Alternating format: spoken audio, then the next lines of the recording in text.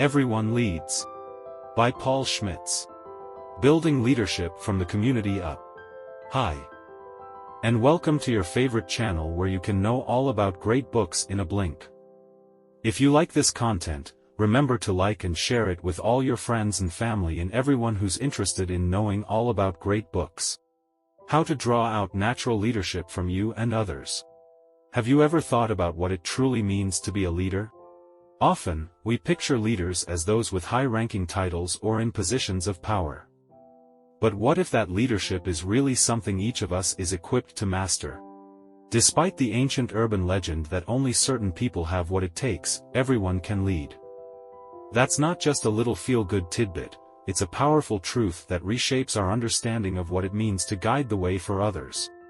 In this book Brief to Everyone Leads by Schmitz, you'll explore how everyday people have sparked vast waves of change, and how you can do the same.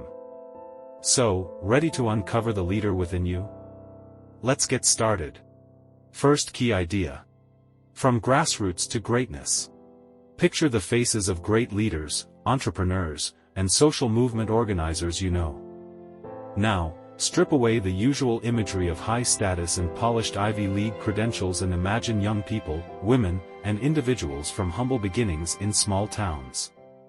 The truth is that authentic and radical leadership often blooms in the unlikeliest places, and from the most unexpected people.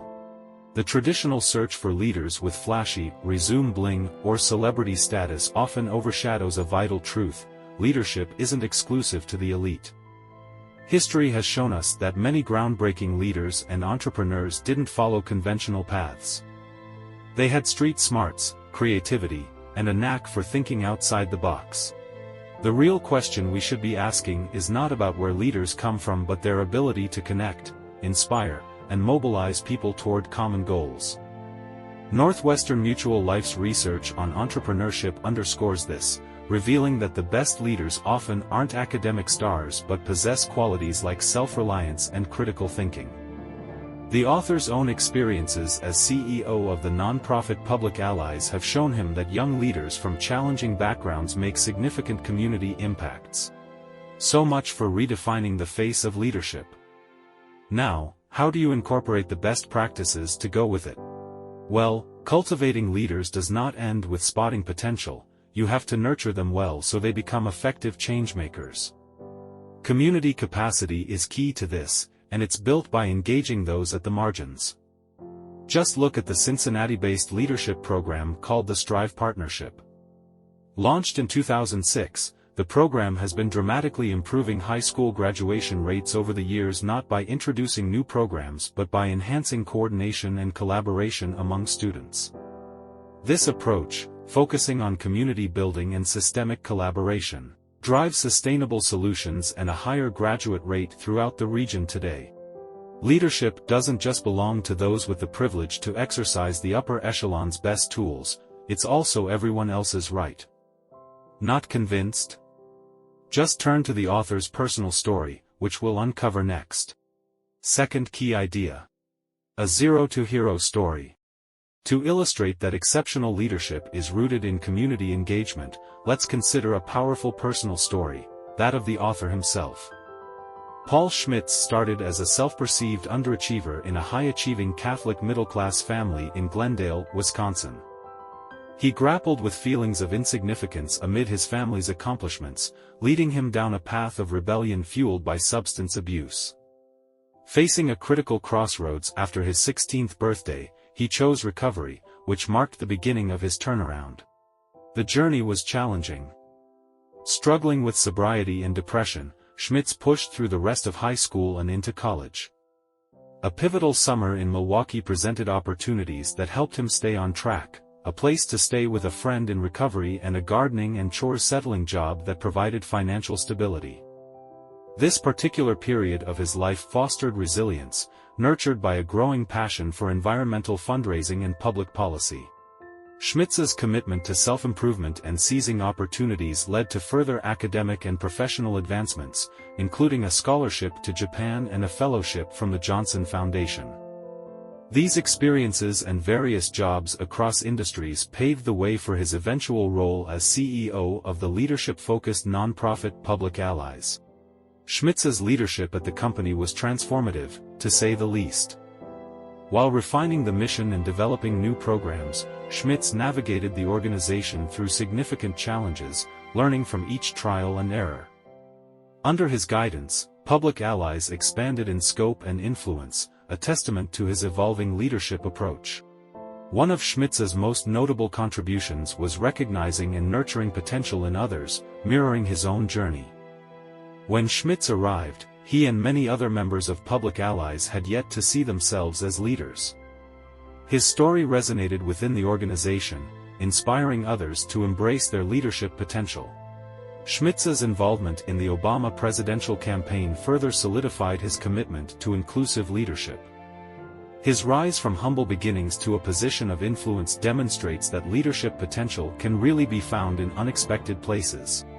The narrative of Schmitz's life underscores a crucial message: leadership is not the exclusive domain of the privileged few.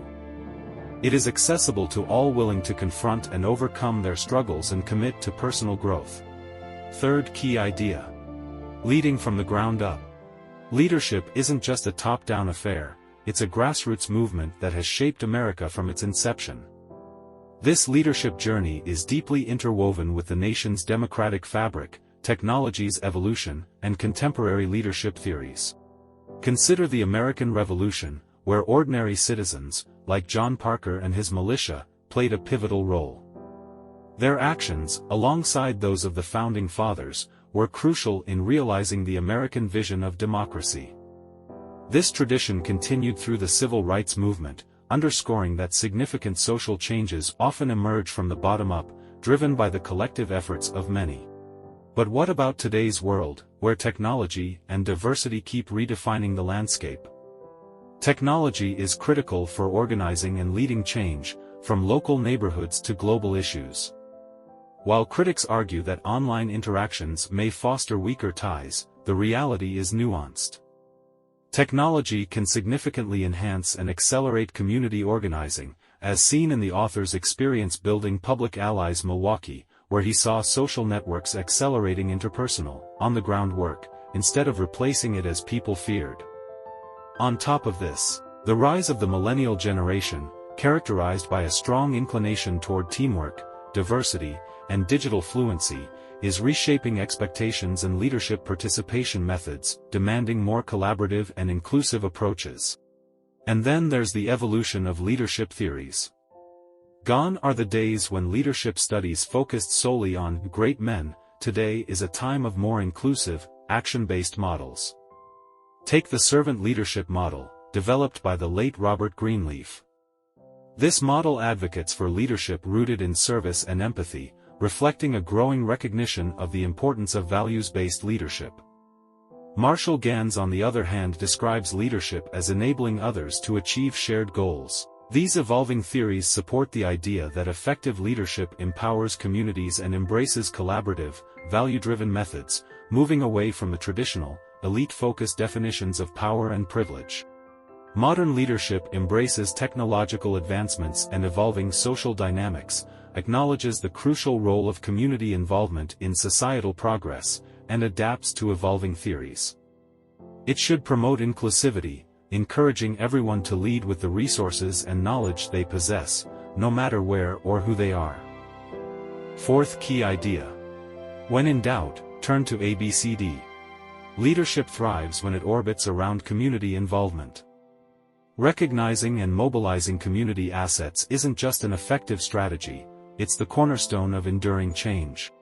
This kind of approach enhances diversity, inclusion, and collaboration, laying the groundwork for continuous learning and integrity. In the author's world, he calls it by a special name, Asset-Based Community Development, or ABCD. The ABCD approach works on the premise that the glass is neither half empty nor half full, but both simultaneously. The truth is, everyone has strengths and weaknesses, and someone's weaknesses shouldn't necessarily be dismissed, when really they can be supported by the strengths of another. When we enter a relationship or community with a full versus empty mindset, we tend to be arrogant at best and oppressive at worst. But if we see everyone, including ourselves, as naturally both half full and half empty, We're able to be more empathetic toward each other, because we know no one's perfect. Another key component of the ABCD approach is to avoid rehashing past conflicts to paint someone as wrong and you as right, even if you are right. While tempting, this habit leads you nowhere. We're all quick to define others only by their faults and failures because we avoid the truth, that people are complex, they're both empty and whole inside.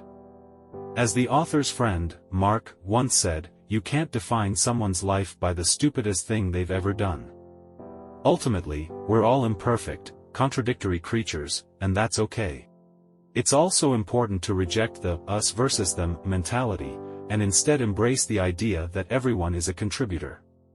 In this way you can avoid categorizing people as wholly good or bad. Remember, everyone's complex. When you focus on others' culpability, you end up deflecting your own responsibility, and you hinder inclusivity and collaboration. Remember that these two traits are the secret sauce of community-driven leadership. One last tip: when implementing the ABCD approach, focus on assets instead of labels. We tend to put people we believe are wholly good on a pedestal and then get turned off when we inevitably spot glimpses of their empty side. Instead, you should remember that everyone, even your mentors, has shortcomings and will fail at something at some point. This way, you avoid unnecessary disappointment and learn more authentically in a community environment that sees the leader and the led as equal.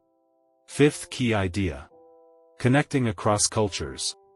By now, we know that putting others in charge helps the modern leader sustain their communities holistically. And in today's increasingly diverse social dynamics, it pays to tap into leadership potential in many unlikeliest places. The author relies on two strategies to support potential leaders who can bridge societal divides: diversity and recognition of power dynamics. Let's start with diversity. Acknowledging that people come from diverse backgrounds sharpens your leadership skills. By paying attention to the fact that everyone has unique assets to contribute, you're already increasing community morale. The author employs this diligently in his recruitment approach at Public Allies. The company values potential beyond traditional credentials. They see promise in individuals from varied experiences. It doesn't matter if they are school dropouts, activists, or people who've faced enormous social challenges. And beyond race and gender, the author recognizes that experiences, skills and perspectives are the golden nuggets behind authentic leadership. By embracing diverse backgrounds, it's much easier to understand societal power dynamics, which is the second strategy to unpack here. As a modern leader, you need to be ready to address power, privilege and oppression issues. At Public Allies, the author encourages this practice through workshops and discussions where emerging leaders learn to recognize and challenge their biases. A notable example is the Privilege Walk exercise, where participants stand in a line and step forward or back based on prompts about their experiences. This exercise visually symbolizes and demonstrates disparities in privilege and encourages a profound reflection on personal experiences and societal structures. Embracing diversity while acknowledging power dynamics allows you to foster inclusive, empathetic communities capable of navigating the world's evolving landscape. As ever newer challenges loom over the horizon, the ability to lean into your natural leadership becomes more important than ever. In summary, leadership is accessible and community-driven, transcending the traditional bubbles of power, inherited prestige and status. It can also come from unexpected places, as the author himself can attest to, having journeyed from substance abuse to C-suite success. Leading in today's world doesn't mean wielding authority from above, but rather empowering others from below while prioritizing diversity and inclusivity. Ultimately, to be a leader is not just about effectively leading your pack but also about learning from them as you progress. We hope you enjoyed the insights on Paul Schmitz's Everyone Leads. You can purchase the book to learn more. Thank you for watching, and hope to see you soon.